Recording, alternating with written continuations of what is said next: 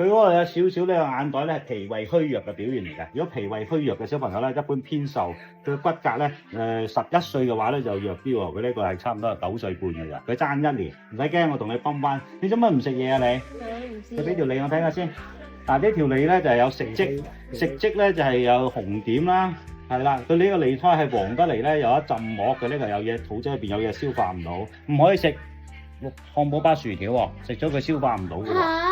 咁我琴日食，我一睇就知道你食咗薯條啦。第一件事咧，睇佢骨骼有冇問題，因為咧如果佢咁瘦咧，好容易會影響會駝背啦、坐低歪歪斜斜啦，同埋咧影響佢一影響咗咧，個腸胃就開唔翻㗎啦，一定要開翻呢啲腸胃呢啲位先得嘅。好，睇下兔仔先，成日流鼻水咳係咪啊？係啊。好啦，吸氣。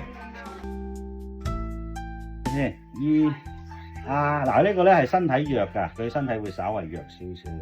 牙齒咧唔齊全咧，因為佢唔係成長同一個時段，所以咧會出現呢個情況。小朋友一定要睇額頭，額頭咧係睇一個少年嘅運程同埋個健康。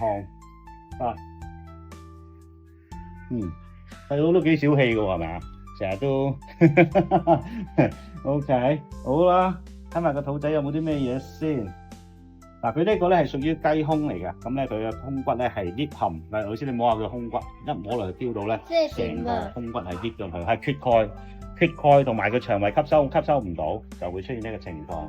好啦，咁大腿咧，老師摸一摸呢條骨仔，大腿嘅肌肉唔夠豐厚咧，佢嘅腸胃好難開到嘅，所以咧大腿一定要訓練，佢要鍛鍊好，同埋係啦，好啦，開啲藥佢食下好冇？